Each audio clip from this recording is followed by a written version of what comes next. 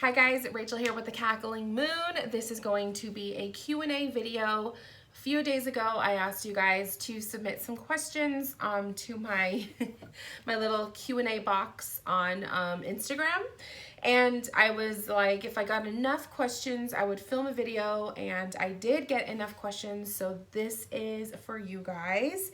I will be going down the list. I took pictures of two separate pictures of like groups of questions that came through. So I will be getting through all of them, and I'm excited. So if you want to see my Q&A video, please keep watching.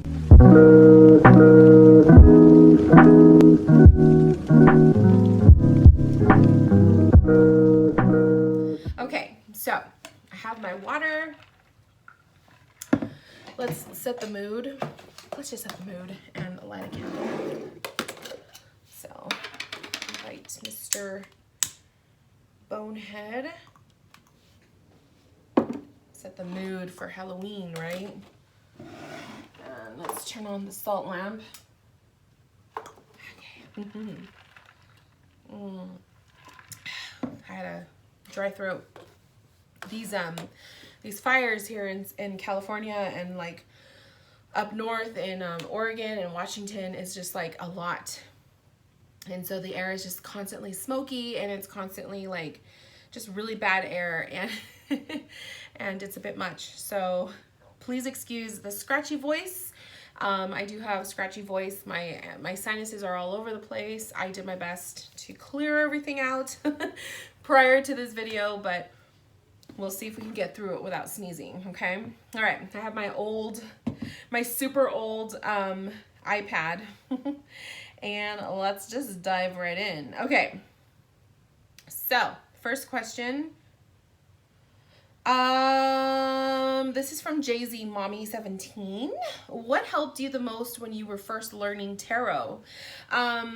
So learning tarot, I would say reading.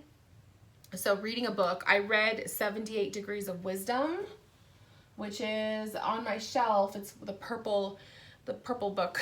I know it's too far away. I'm not going to go grab it. But 78 Degrees of Wisdom by Rachel Pollack. That book I'm always recommending to people who come to me who are new to the tarot game, who are looking for something to read that is very informative. That to me was the Tarot Bible, and I will always continue to recommend that book. So when I was first learning the cards, I bought the book from Barnes & Noble.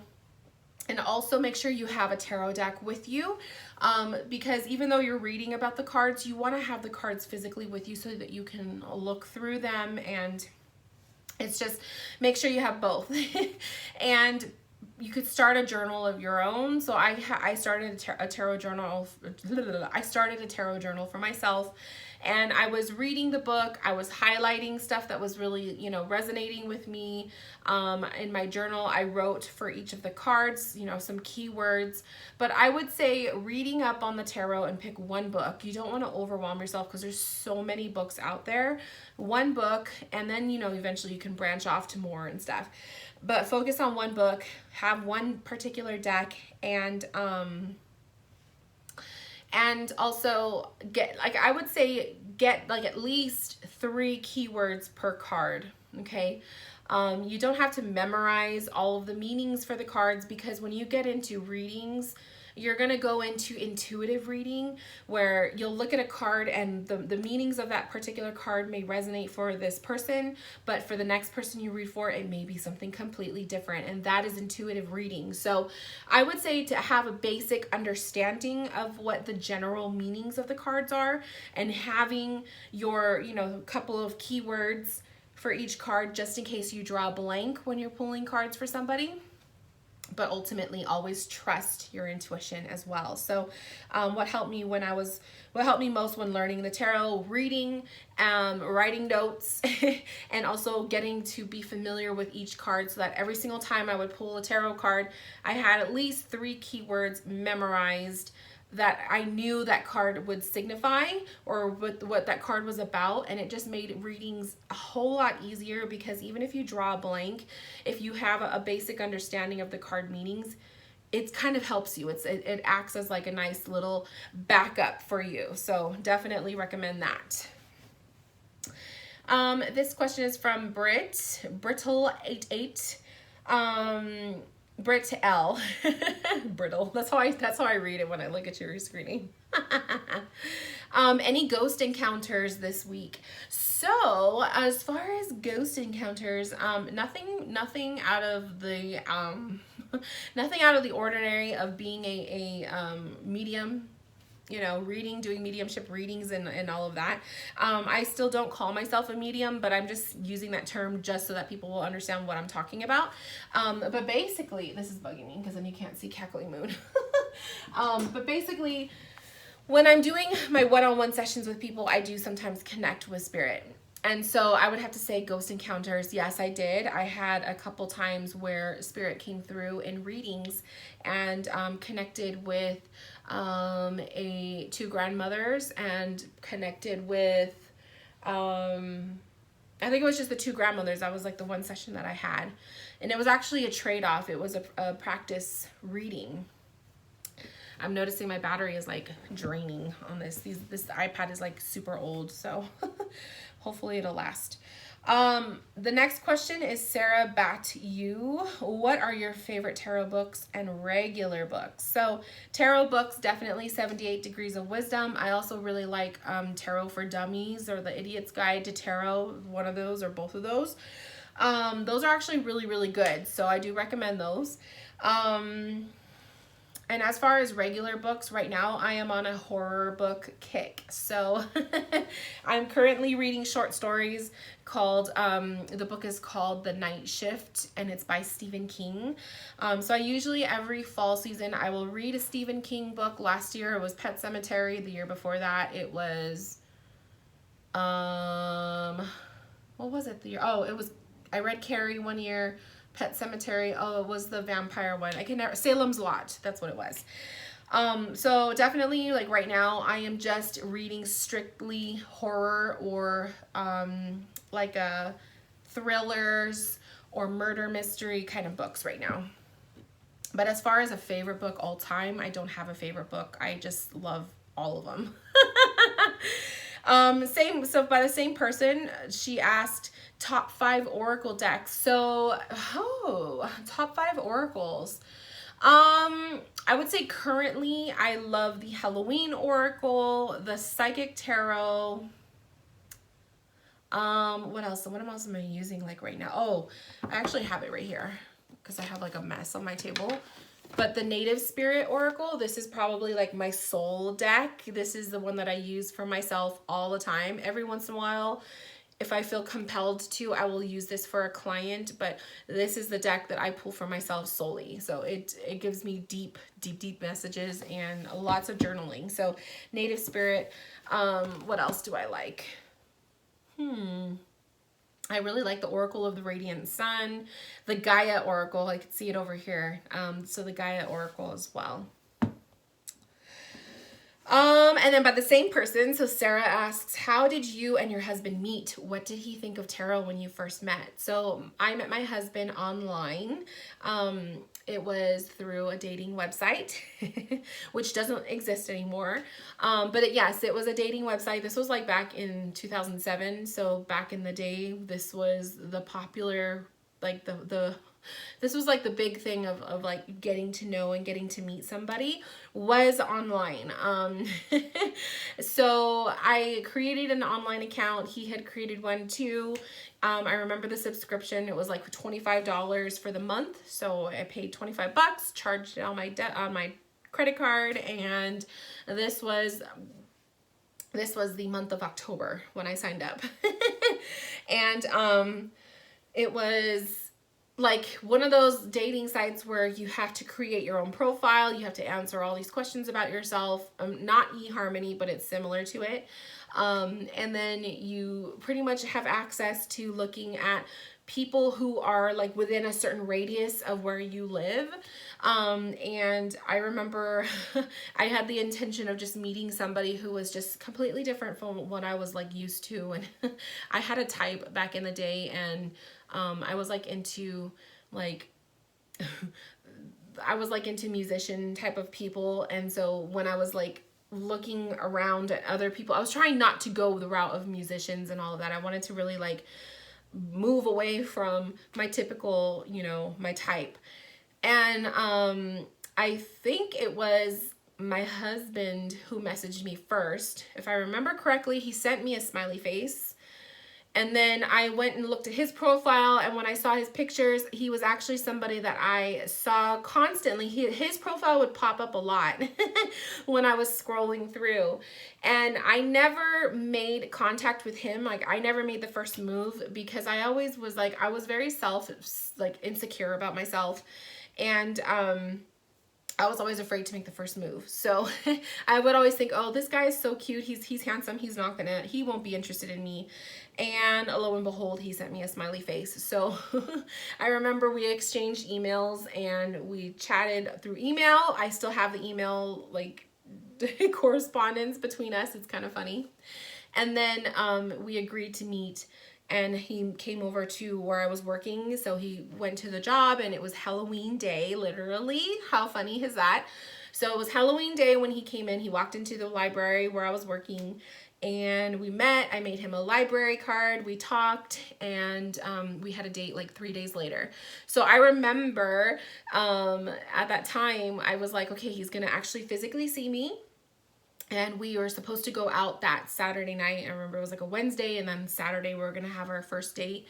And so I figured, well, if he doesn't like what he sees, then he'll probably call off the date. And we still went on our date. So meeting him before our date was actually very, it actually took off a lot of pressure from me because I was very insecure. I can still be very insecure. I was very insecure about my body. I'm a plus size girl. I was plus size when he met me, plus size now, a little bit bigger now than when he first met me, but I've always been plus size. And so I was just insecure, and I remember when I met him, it was just like that feeling of like when you look at somebody and you're like, you know what, let me close the door because I know my husband's on the phone. Hang on 1 second, you guys.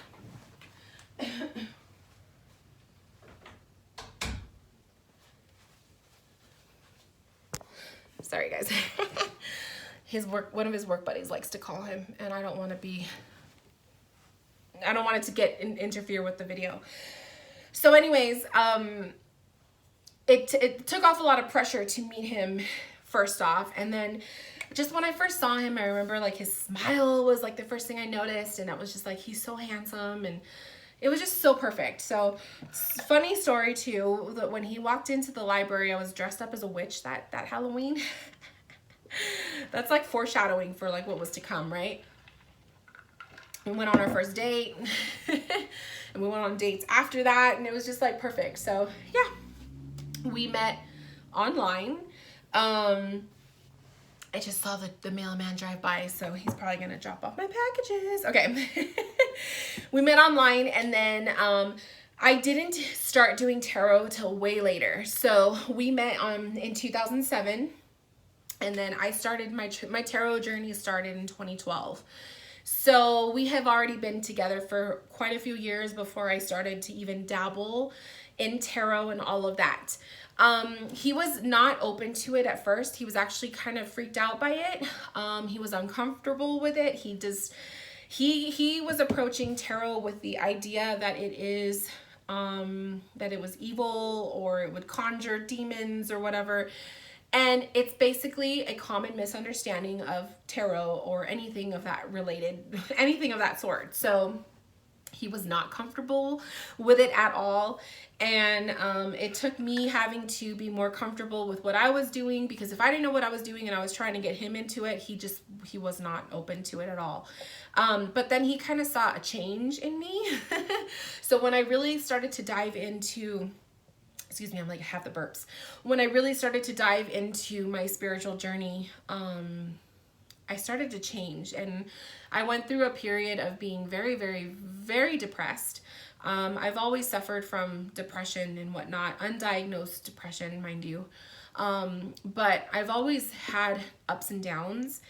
And I went through a period of very lows, like lots of lows. And I was in like a very dark place. And I remember him at the time, like he wasn't my husband at the time, he was just my boyfriend. And he was worried for me. So after seeing me at that pit, and then when I started my healing process, I was going to therapy, my spiritual journey was really starting to take off. I was really falling in love with tarot. My mood completely shifted. So he saw the positive effect it had on me, and I think that kind of helped him with his own personal. And I could go even further into it. We actually have a video of us together talking about that stuff, so I'll have to find it and maybe I'll link it if I find it. But he's very much supportive now. But I will have to say, when we first started, or when I first started with the tarot, he was not into it. Okay. So thank you for that question. That was fun. I love talking about how we met, because it's just, I don't know, I feel like it's magical. Like, we met online. Like, it's just kind of fun. Okay. Kelsey Healing Heart asks, what is your favorite thing about doing tarot readings? I love to use multiple decks in my readings, so I don't just stick with one. I like to pull at least 2 or 3 decks at a time when I do my readings. I really love connecting with that person's energy. So everybody has a different feel of their energy. And so the more readings that I've done, the more sensitive I have become to it. So I like to feel that person's energy. I love to help people. It's basically the whole reason why I do my readings. I do it because I like to help people. And because I want to share my gift with people in the form of a reading. So I guess it's just that, is being able to bring out something that is within you guys deep down, to bring it up to the surface if spirit wants it to come out. I love the messages that come through. I love it when mediumship comes through in the readings. It's coming through more often now that I'm practicing and really like diving into it. But I really just love giving guidance and helping people sort out whatever it is that's within them that they need help with. And the tool is tarot, but it's all my intuition, okay? So that's my favorite thing, is just helping people. And then using multiple decks and having the excuse to buy multiple decks. Crystals by Day asked, what are your thoughts on the theory of law of attraction? I freaking love it. I believe in it. I love it. I actually did a couple law of attraction things, like setting intentions for it. I would have to say getting this house that I live in right now was part of my law of attraction. My husband and I really put the intention out there. We really I remember we wrote a list of everything that we wanted with our house. And this house pretty much had most of it except for like a beachfront view, which realistically speaking, we couldn't afford that at the time. Maybe later in the future we'll be able to, but that might be like our 2.0, version of our house. Not yet. But everything else, I mean, like we manifested, I wanted, multiple bedrooms. I wanted one room solely for Cackling Moon. I remember I wanted a patio on our house. I also wanted a corner house, in which ours is. So I don't know, it just really it really came to be. So I would have to say we manifested our house with one thing. I manifested followers. When I hit my 5K, that was totally manifested. I hit my 5K really quick. It took me a while, snail pace, to hit everything else, but my 5K, I feel like it just came to be really quickly. And then from 5K to 6K, it was like really fast as well. So I hit 5K earlier this year, like I want to say February. And then from February to probably last month, I hit 6K. So that was really fast. I usually don't grow that quickly. And I think manifesting, working with the law of attraction really helped with that. So I do a lot of crystal intentions. I write down my intentions and I charge it with crystals. I believe in it. I believe that we have the power of putting energy out there into the world, and it comes back to us.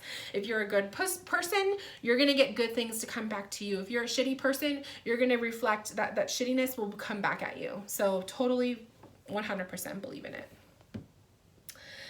Harris Dorado says, how does one start getting clients as a tarot reader? So how does one start getting clients?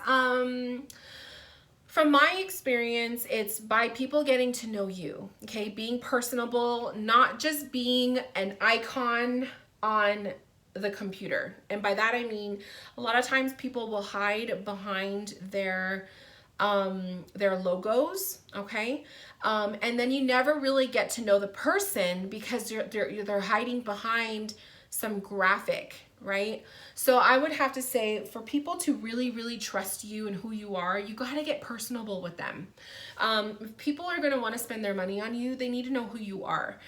So I would definitely say, you know, for one, being out online, not being afraid to put your face out there. You know, you don't have to put your information and your real name if you don't want to, but it's just like, you can't be afraid to put yourself out there.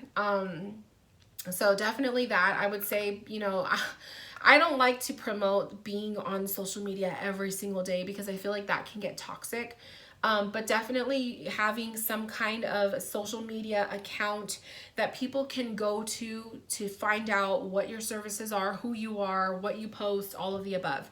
So you don't have to be on it 24/7.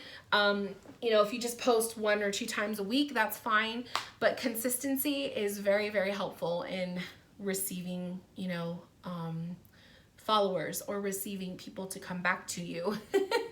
If you're not posting all the time and it looks like your account is dead and people just don't see interaction, it's difficult. I feel, in my opinion, it's more difficult to gain trust from people. So that's why I have a YouTube channel. You know, I post for the most part 24/7 on my Instagram. It's usually every day I have a post. Sometimes I'm now starting to push back on that a little bit. Like, I don't want to be as excessive on my Instagram because it is overwhelming.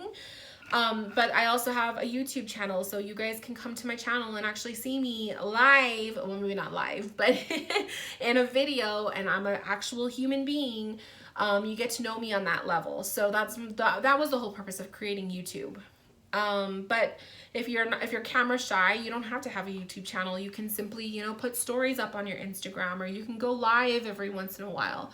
Everyone will find their own way that works for them, but definitely I would say, to get clients, you have to be a little bit open about yourself. You have to be somewhat personable, because if you're just a logo on the computer and no one's ever seen your face, and you don't get, you know, you're not like, maybe you're just strictly posting tarot, but you're not really letting people know who you are.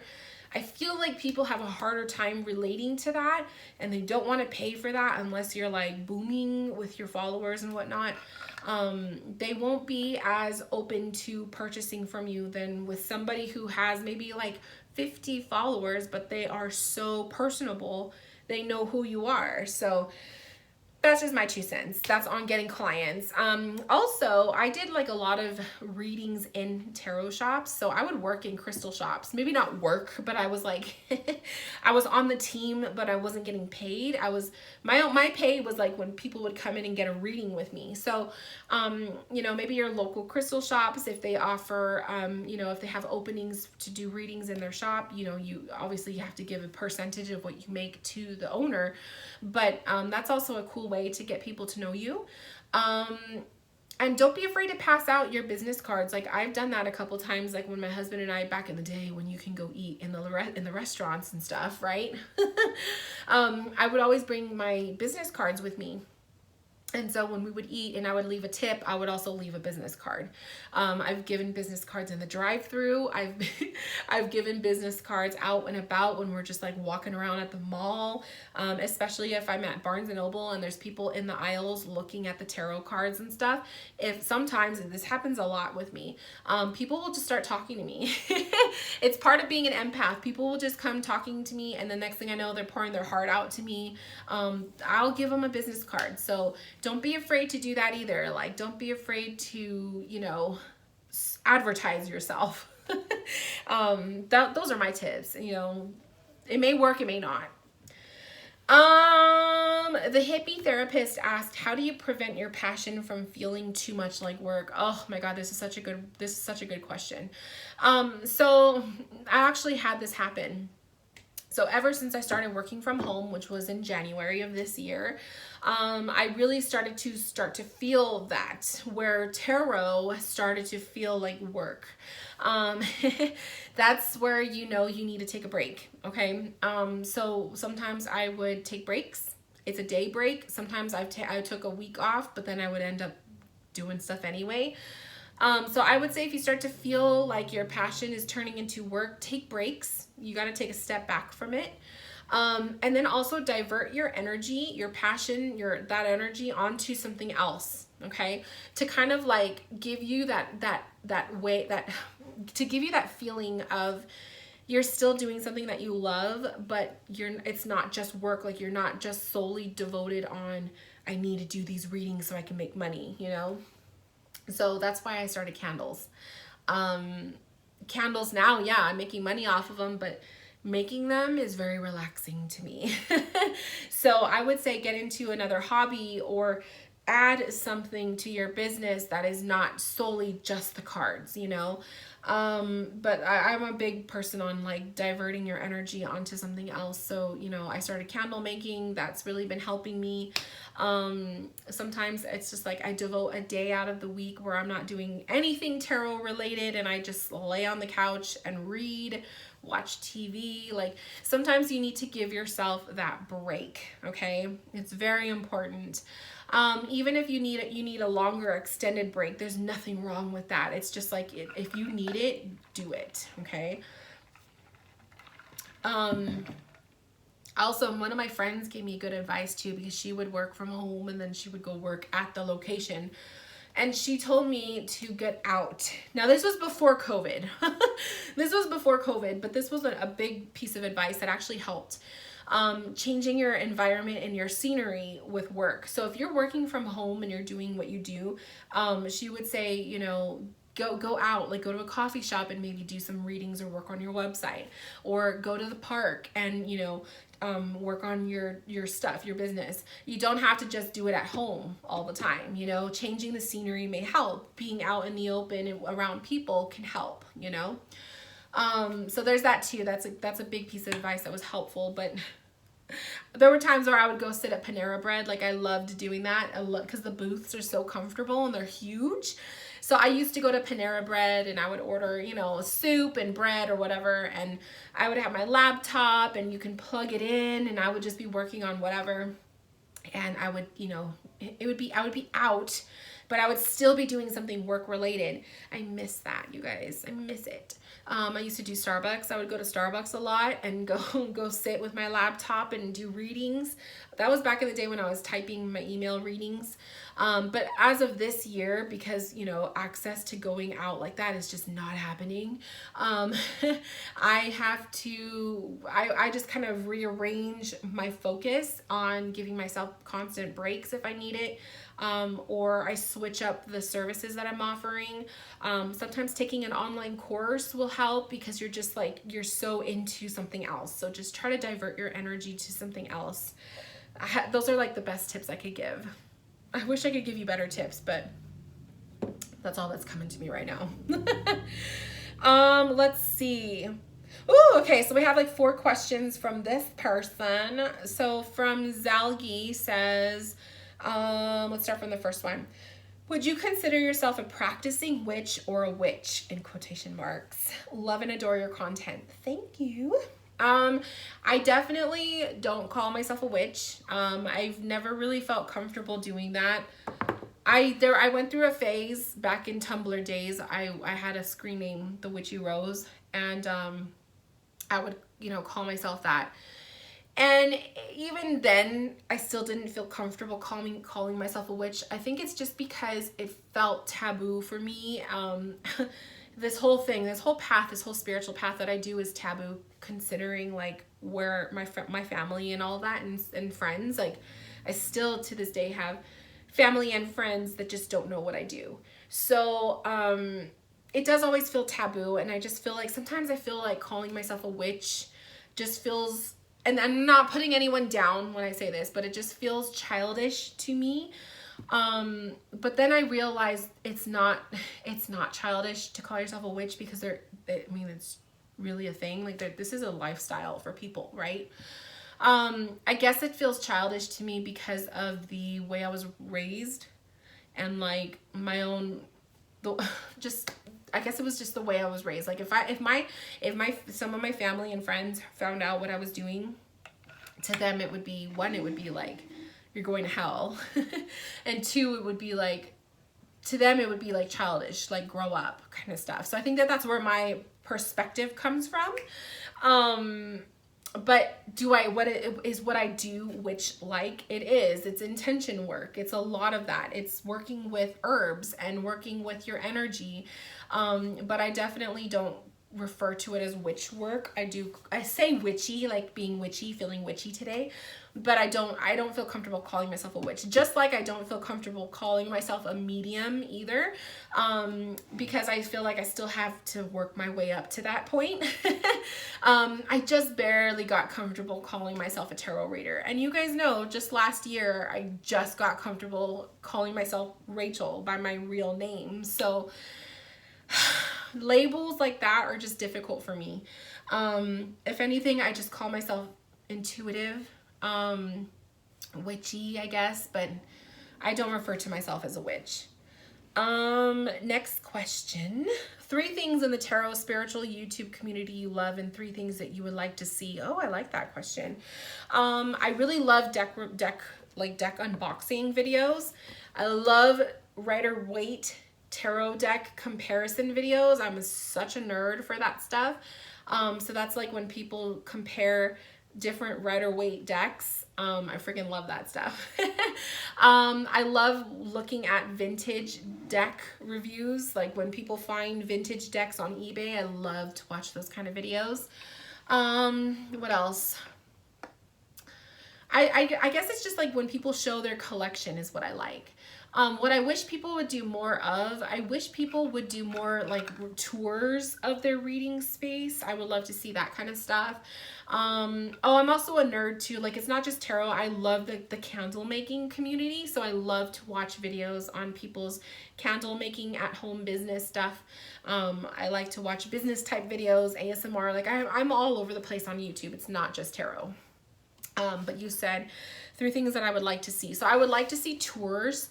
I would love people to do tours of their workspaces, whether it's your candles workspace tour or it's your tarot space tour. I would love to see more people doing readings. I know a lot of people, I know like what I do, like I post most of my video readings public for everyone to see. I know that that is considered taboo. There's a lot of tarot readers out there that would think that's a no-no. I personally do it because I have a lot of people who have given me positive feedback about it. They love to see how reading is done. It's advertising for myself as well. It's like people are seeing how I conduct a video reading so they know what they're gonna get. But I also do it because there's people out there who look at my channel as reference for them learning the tarot cards themselves, and I know that when they're watching me do a video or doing an actual reading, they're learning from that, and that's the way I learned too. So so that's why I post some of not all of my videos are public, but some of them. And it's a limited time. Like right now, my Halloween videos, they're all posted public for a while now, but usually I keep them up public for about a week or 2, and then I try to like put them unlisted. So I would like to see more readers put up their videos of their doing like a live reading. I would love to see more of that. I love watching people do readings because I learn from them. I don't know. That's just the way I learn. So I would like to see more of that. What are your business goal ideas? Oh, I would also love to see more business related videos for tarot readers. I think that there's not enough content like that out there. What are your business goals or ideas for the rest of 2020 with your candle biz? I love this question. So, my candle business, I actually created a separate tarot account. Oh my God. A separate Instagram account just in case. I wanted to make sure that I grabbed the name because I didn't want to one day, maybe later in the future, decide, oh, I want to separate my candle business from my tarot stuff, and then like go and try to create the name and it doesn't exist, or it doesn't, or someone else took it, which that would really suck because I like to think that I'm the only cackling moon, like, you know what I mean? But so I actually created an Instagram account, and it's called Cackling Moon Candle Company, Candle Co, short for company. I created it only because of that reason. So I haven't really done anything with it. It's just there, but I do feel like there's going to be a time in the future where I'm going to split the candles from the readings and stuff. I don't know. That's like the future. That's if I still want to do candles. That's if I still want to do readings. Like I may not want to do readings anymore. I highly doubt it though, but you know. So that was a business idea that was a change that I made. But as far as right now, everything is on the Cackling Moon. What else? As far as the candle business goes, I really want to, so right now a lot of my candles, so this is all of my fall, well, you guys can't see it, but my fall stuff. But my candle line is tarot, okay? So because that's what Cackling Moon is, I'm a tarot reader, right? So a lot of my candles have the tarot images on them. This one, the Soul Cleanse, has the Tower card. I really like it, but I feel like it also limits my audience to people who are into the tarot or in that community, which that's fine. But if I wanted to separate the Cackling Moon from the candle, like doing the candles separate, another idea that I have is switching up the way that I do my candles and not having them so much, like I'll probably still have the tarot line, like it'll be a part of my line, but also just bring more generic labels for people who don't know what tarot is, who wouldn't understand why there's a picture like that on the candle. Do you know what I mean? So that's in the works later on in the future. For now, I do have just strictly the tarot line, but that's because I'm like, you know, meshing these two together. Here's my Eternal Love. It has the lovers. So, and my Soul Cleanse, I mean, my Crystal Shop candles, I still have 3 of these, you guys, the white lids. These are the ones that, like, my first batch. I'm surprised no one is buying these. I don't know if it's because you don't know what Nag Champa smells like, or no one likes the scent of Nag Champa, but I still have 3 of these, and this one is with the Hermit, and they smell good. Nag Champa, it's just like, it smells like the Crystal Shop, like, and they're beautiful. So I'm surprised that I still have 3 of these babies. I actually might take one of these off the stock and like keep it for myself to light because they smell so good. But yeah, so those are my candles. But I definitely, as far as like my business goals, the thought of separating the two might happen. I don't know yet, or at least keeping my candle information on a separate account so that people who just follow me for tarot and mediumship and like all of that stuff, they're not bombarded with like my candle posts, because sometimes I feel like some people just don't want to see it. All right. Next question is your own oracle deck, your theme, purpose, name 3 cards in it. Ooh, I've always wanted to have my own tarot deck. If I were to ever come out with a deck for myself, it would probably be oracle. I don't think I would do tarot. My theme would be underwater, definitely, like ocean, whales, mermaids, fish, like all of the above. It would be an underwater paradise. 3 cards. I don't know, as far as like with the oracle would go, I definitely would want to have chakra cards in this deck. I would want to have moon phases in it. There has to be like whale, like all the whales in the world, because that's my favorite animal. But yeah, I don't know, maybe one day I'll work on a deck. I don't have the patience. That's what my problem is. I don't have the patience for that. But definitely would love that.